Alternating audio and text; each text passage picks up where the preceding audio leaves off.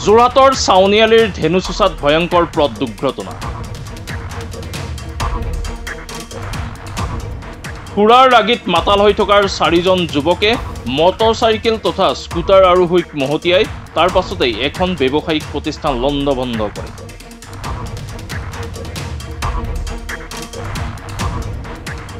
এই দুৰ্ঘটনাত গুৰুতৰভাৱে আঘাতপ্ৰাপ্ত হয় দুজনকৈ লোক।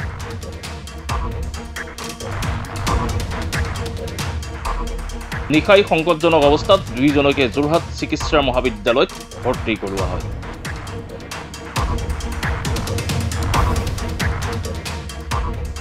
শেহতীয়াকৈ যোৰহাট আৰক্ষীৰ ঘটনাস্থলীত উপস্থিত হৈ পৰিস্থিতিৰ নিয়ন্ত্ৰণ কৰে।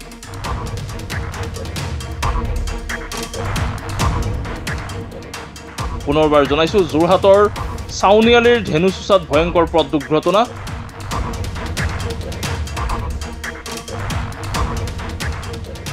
সুৰাৰ ৰাগিত মাতাল হৈ থকাৰ 4জন যুৱকে মটৰচাইকেল তথা স্কুটাৰ আৰোহীক মহতিয়াই তাৰ পাছতে এখন ব্যৱসায়িক প্ৰতিষ্ঠান লণ্ডভণ্ড কৰে।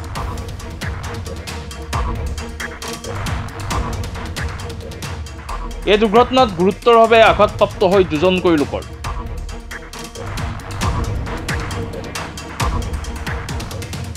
নিশাই সংকটজনক অৱস্থাত দুইজনকে যোৰহাট চিকিৎসা মহাবিদ্যালয়ত ভৰ্তি কৰোৱা হয়।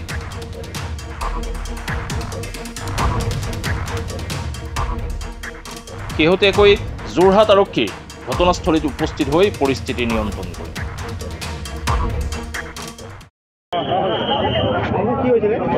কি হৈছিলে মানে আপোনাৰ ইটো চাইডৰ পৰা আপোনাৰ বাইপাছ চাইডৰ পৰা এখন গাড়ী আহিছে, কিয়া গাড়ী, কিয়া এখন কি নাজানো, এখন গাড়ীখন আহিছে।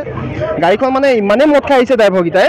তাৰপিছত তোমাৰ ভাৰত মেডিকেলৰ ওচৰত, চেউনিয়ালি ভাৰত মেডিকেলৰ ওচৰত দুজন মানে বাইক গৈ আছে, এইটো নিজৰ চাইডত গাড়ী গৈ আছে, সিহঁতক মাৰিছে। মাৰি আহি পেলাই মোৰ স্কুটিখনত মাৰিছে। স্কুটিখনত মাৰি আহি আপুনি চাব, মোৰ গাড়ী দোকানখনৰ ওপৰেদি, মানে দোকানখনৰ হাফৰ ওপৰেদি মানে এনেকৈ উৰি আহিছে এই গাড়ীখন। উৰি অহাৰ পাছত তেওঁলোকে ৰখিবলৈ গাড়ী মানে আকৌ চেঞ্জ মাৰিছে, ষ্টাৰ্ট দিছে মানে পলাবৰ কাৰণে। কিন্তু মই তাৰপৰা দৌৰি ওলাই আহিলোঁ। ওলাই আহি পেলাই দৰ্জাখন ঢকিয়ালো, সি খুলি দিয়া নাই। টোটেল 5জন মানুহ আহিছে, পাছফালে 3জন বহিছে, আগফালে 2জন, ড্ৰাইভাৰ 2জন, 5জন মানুহ আহিছে। 4জন অলৰেডি পলাই দিলে। ড্ৰাইভাৰজনক আমি ধৰিলোঁ। ড্ৰাইভাৰজন পলাব লৈছিলে, কিন্তু ধৰিলোঁ ড্ৰাইভাৰজনক। কিন্তু বাকী 4জন পলালে। ধৰাৰ পাছত তাক মই ক'লোঁ যে ইমান স্পীড ইয়াত গাড়ী চলাব লাগে কিয়? যদি কিমান গাড়ী চলাইছোঁ, কিন্তু মোক দোকানত ক্ষতিপূৰণ দিব লাগিব, আৰু সেই যিকেইজনত পৰি আছে তেওঁলোকক মেডিকেললৈ নিব লাগে।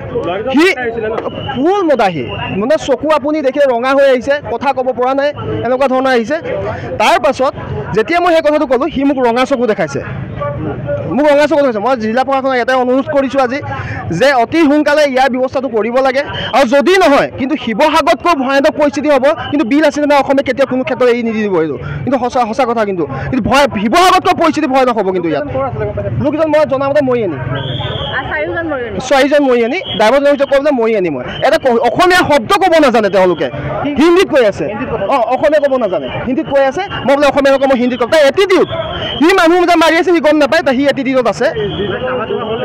না 3জনৰ আপোনাৰ অলৰেডি 2টা ভৰি ভাগি গৈছে, 2জন ভৰি বাইকত যিকেইজন আছে। কিন্তু মই যেনে তেনে বাচি আহিছোঁ। মই গাড়ী যেতিয়া মই দোকানতে আছোঁ, স্কুটিখনত যেতিয়া মাৰিছে, মই মানে জঁপিয়াই দিছোঁ, ৱালখনৰ ওপৰত জঁপিয়াই দিছোঁ। জঁপিয়াই পেলাই মোৰ মাথাত দুখ পাইছোঁ, ৱাল চালৰ ইফালে পৰিছোঁগৈ। বাকী সেই 2জন তাত পৰিয়ে থাকিলে। তাৰ পাছতো সিহঁতি পলাব লৈছে, আপুনি চিন্তা কৰক। আৰু 80 স্পীডত মদ খাই, এইটো ওৱান ৱে, এইটো আপোনাৰ চেউনিয়ালি বৰপুল সম্পূৰ্ণ ৰং চাইডত আহিছে। সম্পূৰ্ণ মানে একেবাৰে ৰং চাইডত আহিছে। তেওঁ আকাশ পতাল দিপায় চাইডটো। সি এইটো চাইডত যাব লাগে, সি আহিছে একেবাৰে এইটো চাইডত, মানে ফুটপাথৰ ওপৰত আহিছে, মানে ফুটপাথৰ চাইডত আহিছে, মানে দুটা অপজিট। মানে সি এনেকুৱাই, মই কৈছোঁ আপোনাক কি ক'ম, আপুনি যদি তাক মুখখন গুলি আছে ন, অকল মদ, গোটেইকেইজনে মদ খাই আছে। ইমান কটকটীয়া নিৰাপত্তাৰ পাছতো যে মদ খাই গাড়ী চলাবলৈ কিহৰ কাৰণে পাইছে? যোৰহাট জিলাতো ইমানে দেখি আছোঁ। আজি ভোগদৈৰ লগত চব পাইপ ভৰাই আছে, আপোনাৰ বাইপাছৰ চব পাইপ ভৰাই আছে, দেখিব বাক্সুঙৰ চব পাইপ ভৰাই আছে। তাৰ পাছতো যে মদ খাই পেলাই গাড়ী চলাব পাৰিছে কিহৰ কাৰণে? আজি পুলিচ প্ৰশাসনে কি ইমান দায়িত্ব নলয় নেকি? পুলিচ প্ৰশাসনে যোৰহাটৰ পৰা জগত নেওগৰ ৰিপৰ্ট, মাই নিউজ এণ্ড।